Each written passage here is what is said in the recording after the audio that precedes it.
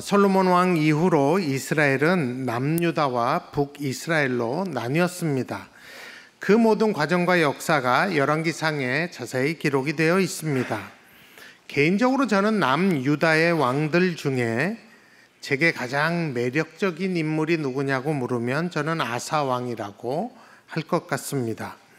그는 열왕기상 15장 9절에서 24절에 나오는데 그 아사 왕의 장점은 11절부터 14절 단 4절만 나옵니다. 허나 같은 내용인 역대하에 보면 14장, 15장, 16장에 걸쳐서 아사 왕 이야기가 나오고 그의 장점이 14장과 15장 즉 34절에 걸쳐서 나오게 됩니다. 특히 저는 아사 왕이 왜 매력적이냐 하면 그를 통해서 리더십에 대한 많은 도전과 배움을 받기 때문입니다. 그래서 저는 아사 왕이 저의 리더로서의 어떤 저에게는 모델이고 신앙의 영웅이기도 합니다. 제가 그에게 도전을 받고 또 닮고 싶은 아사 왕의 리더십을 제가 나름대로 정리해 보았습니다. 첫 번째는 여호와 보시기에 구별된 리더라는 것이에요. 역대하 14장 2절에 보면 아사가 그의 하나님 여호와 보시기에 선과 정의를 행했다고 합니다. 그러니까 사람의 눈에 좋아 보이기 이전에 여호와의 눈에 좋아 보이는 그런 리더인 것이에요. 제가 성질이 좀 급해서 출애굽기를 먼저 읽었는데 거기 나오면 모세의 형 아론이 나오잖아요. 근데 이 아론은 백성의 눈치를 엄청 보다가 모세가 시내산에 올라갔을 때 그 백성들과 타협해서 금송아지 우상을 만든 그런 리더입니다. 근데 그런 리더가 아니라는 거예요. 아사 왕은 하나님을 기쁘시게 하는 그런 구별된 리더였습니다.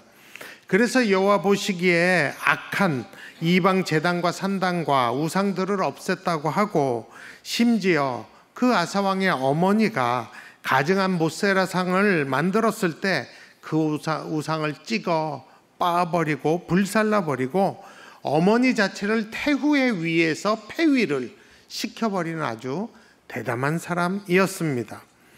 두 번째 아사 왕의 리더십은 여호와를 찾고 여호와를 찾게 하는 리더십이었습니다. 아사 왕은 자기가 먼저 여호와를 찾고 동시에 백성들도 여호와를 찾게 만든 리더입니다. 왜 유다 백성 모두에게 여호와를 찾게 했을까요? 그래야 나라 전체가 여호와의 뜻대로 살고 여호와를 의지할 수 있기 때문입니다. 세 번째 그의 리더십의 특징은 때를 알고 미래를 준비하는 리더십입니다. 역대하 14장 1절과 6절에 보면 하나님께서 그 땅에 전쟁이 없는 평안을 주셨다 그래요. 그때 아사 왕은 백성들에게 이 평안이 왜 왔으며 이때 우리가 무엇을 해야 되는지를 제시합니다. 역대하 14장 7절 하반절에 우리가 주를 찾았으므로 주께서 우리 사방에 평안을 주셨느니라 하고 이에 그들이 성읍을 형통하게 건축하였더라 라고 합니다. 아사 왕은 이 땅이 이렇게 평안한 것은 우리가 주님을 찾았기 때문에 주님이 주신 것이라고 합니다. 자신을 드러내는 그런 리더십이 아니라 하나님을 인정하는 겸손한 리더십인 것이에요. 그래서 이때에 성읍들을 재정비하고 확장시키고 또 큰 용사 58만 명을 길러내기도 합니다. 그렇게 그는 평안의 때에 미래의 위기를 잘 준비하며 국가 경영을 한 그런 타고난 리더였습니다. 네 번째 그의 리더십은 위기의 때에 실제로 여호와를 의지하는 리더였습니다. 평안의 때가 지나고 드디어 남유다의 큰 위기가 닥쳤습니다. 구스 사람, 즉 에디오파 사람들이 100만의 군사와 300대의 병거, 탱크를 말하는 것이에요. 거느리고 쳐들어 왔습니다. 이게 왜 위기냐 하면 군사력의 차이예요.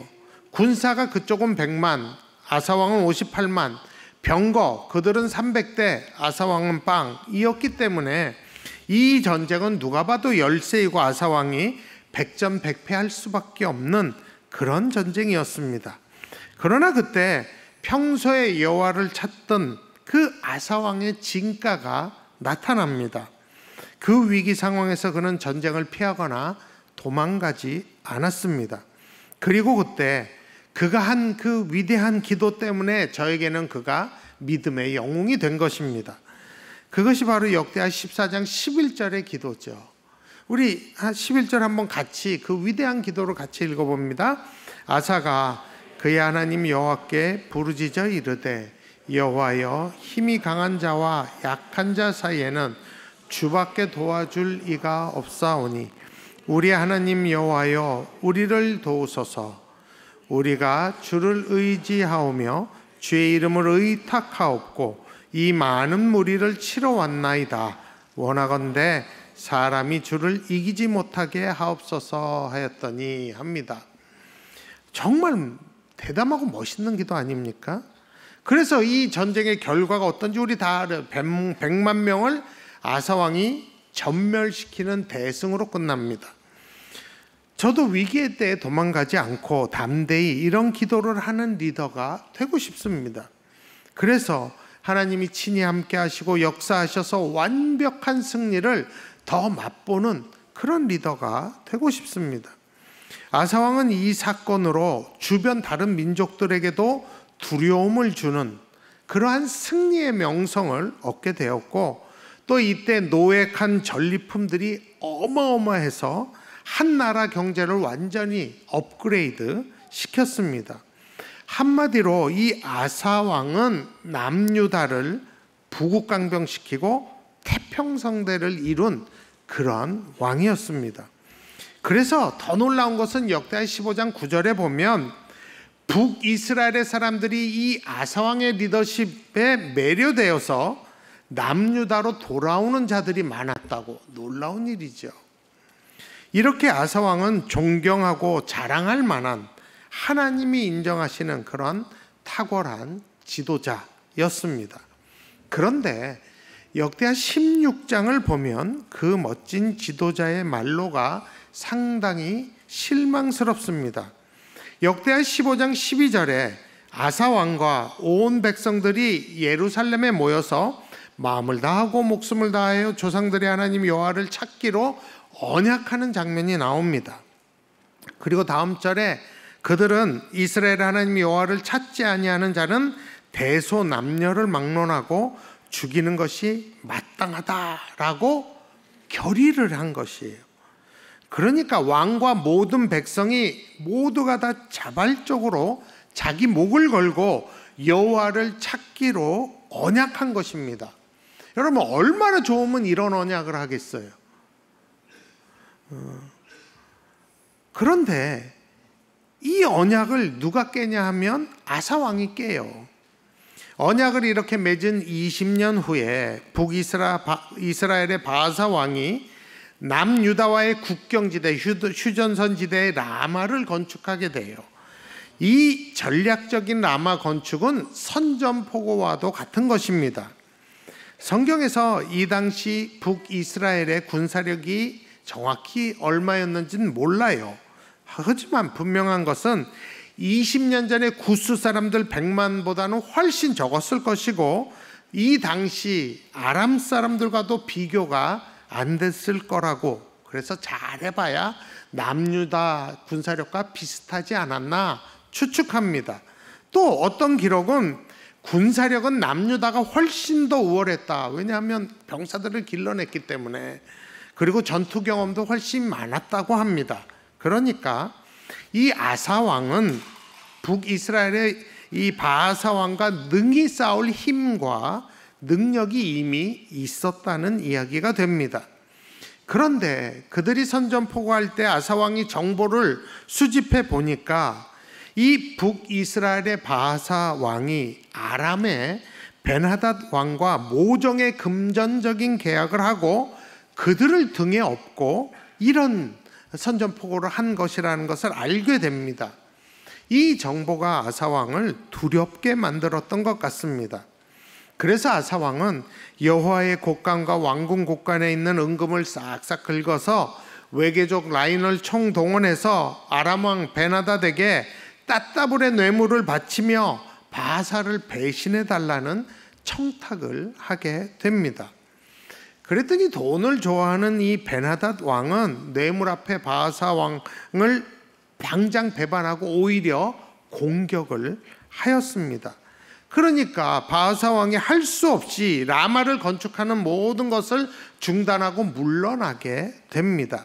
그때 아사 왕은 라마로 가서 건축 자재들을 다 갖고 와갖고 또 휴전선 그 전략적인 지역에 게바와 미스바를 건축하게 됩니다.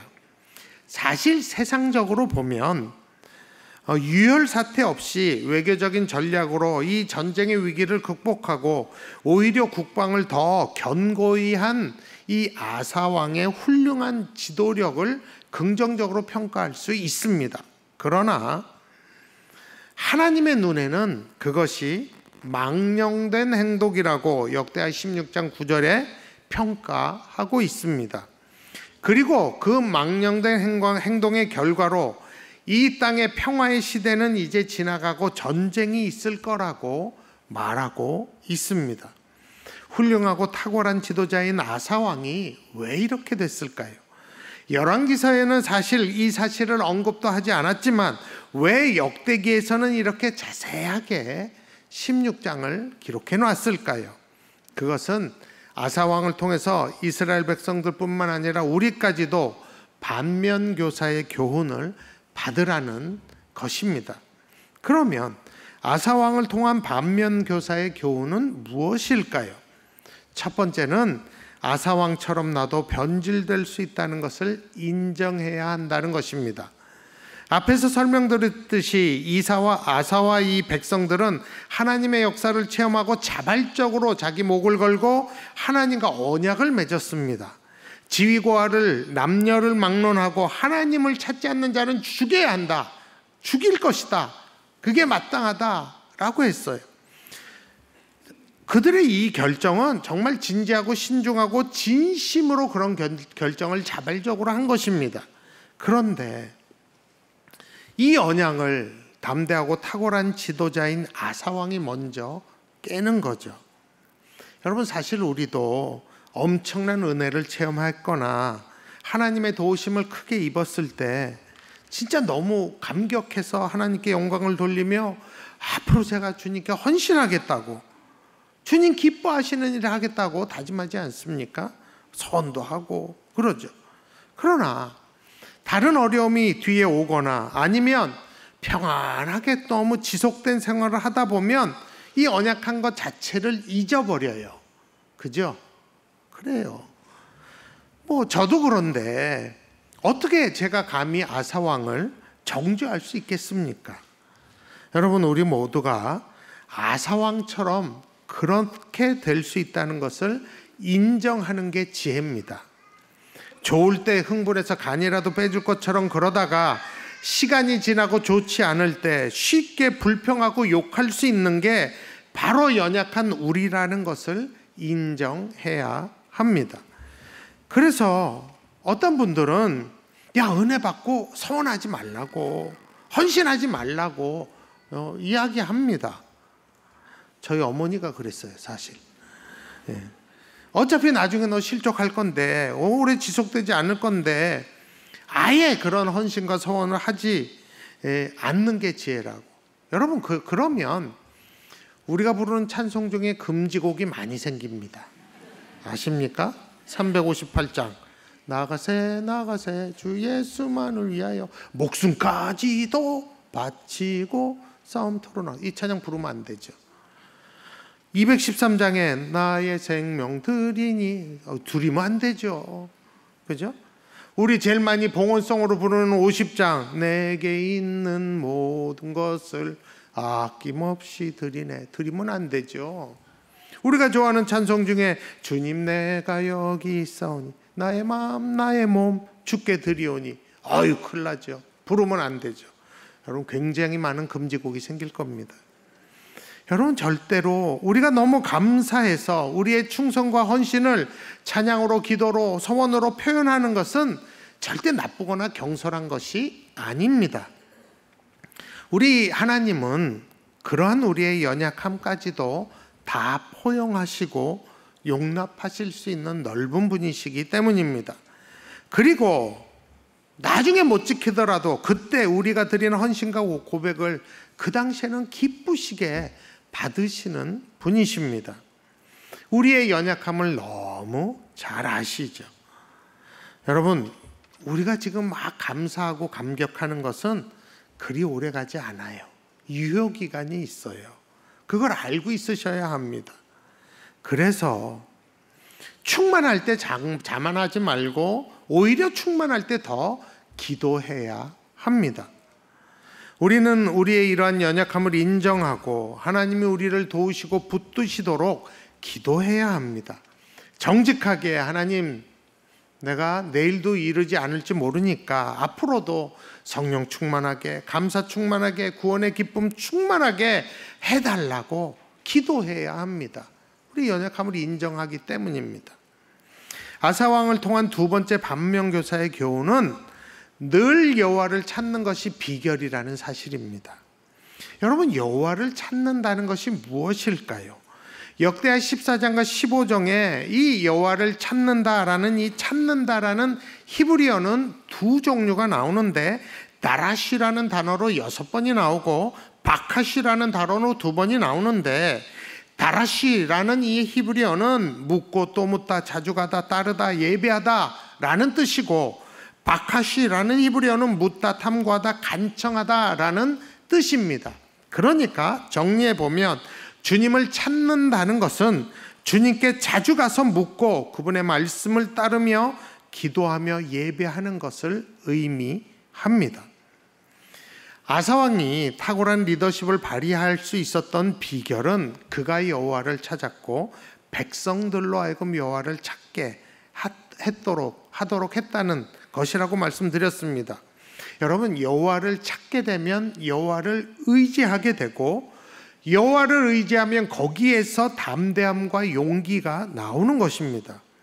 100만의 군사가 병거 300대를 이끌고 쳐들어와도 병거 한 대도 없이 58만의 군사로 진을 칠 수 있었던 이유는 아사왕이 여호와를 찾고 의지했기 때문에 가능한 것입니다.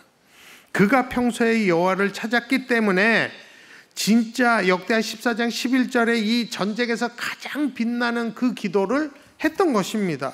여호와여, 힘이 가까운 자와 약한 자 사이에는 주밖에 도와줄이 없사오니 우리 하나님 여호와여, 우리를 도우소서. 우리가 주를 의지하오며 주의 이름을 의탁하고 이 많은 무리를 치러 왔나이다. 원하건대 사람이 주를 이기지 못하게 하옵소서 합니다. 그래서 여호와께서 그 기도를 들으시고 전쟁을 승리하게 하시고 수많은 노획물과 명성을 주신 것입니다. 여러분, 세상에 어떤 집단이나 어떤 나라나 어떤 군대도 절대로 여호와를 이길 수 없습니다. 맞죠? 세상에 아무리 군사력이 탁월하고 무기가 첨단이어도 창조주 여호와를 이길 수는 없습니다. 그러니 아무리 연약해도 주님이 말씀하시고 여호와가 함께 하시면 이길 수 있다는 결론이 나오는 것입니다. 이 사실을 하나님의 사람 아사랴가 역대하 15장 2절에서 확실하게 각인시켜 줍니다. 너희가 여호와와 함께하면 여호와께서 너희와 함께 하실지라. 너희가 만일 그를 찾으면 그가 너희와 만나게 되시려니와 너희가 만일 그를 버리면 그도 너희를 버리시리라. 그러니까 여러분, 여호와를 찾는 것이 모든 승리와 평안의 비결이라는 사실입니다. 그런데 이 아사왕은 북이스라엘 바하사왕과 싸우지도 않고 아람왕에게 뇌물을 주며 아람왕을 의지했어요. 그러므로 이 아사왕은 어느 때부터인가 여호와를 찾지 않았다는 결론이 나오게 됩니다. 그래서 찾지 않으니까 여호와를 의지하지 않게 되고 당연히 그의 손이 약해지게 되어서 타협하고 잔머리 굴리게 된 것입니다. 그럼에도 불구하고 긍휼의 하나님께서는 아사왕 인생 말년에 또 한 번 여호와를 찾는 돌이킬 기회를 주십니다. 역대하 16장 22절에 그의 발이 병들어 매우 위독했다고 합니다. 그 병 때문이라도 여호와를 찾기를 바라면서 하나님이 주신 기회입니다. 그런데 그는 병이 있을 때에 그가 여호와를 구하지 아니하고 의원들에게 구하였더라라고 합니다. 여러분, 의사가 필요 없다는 얘기가 아니라 이 병은 하나님이 의사들이 고칠 수 없고 하나님을 찾으면 낫게 해 주시려고 주신 병이에요. 그러니까 여호와를 찾아야 날 수 있는 거예요. 그러나 여호와를 찾지 않았던 이 아사 왕은 이 기회를 무시하고 의사들만 찾아다닌 거예요. 그래서 결국 그 병으로 말미암아 죽었다고 합니다. 정말 아쉬운 일이죠. 그렇기 때문에 하나님은 역대하 15장 7절에서 그런즉 너희는 강하게 하라, 너희 손이 약하지 않게 하라, 너희 행위에는 상급이 있음이라 라고 명령하신 것입니다.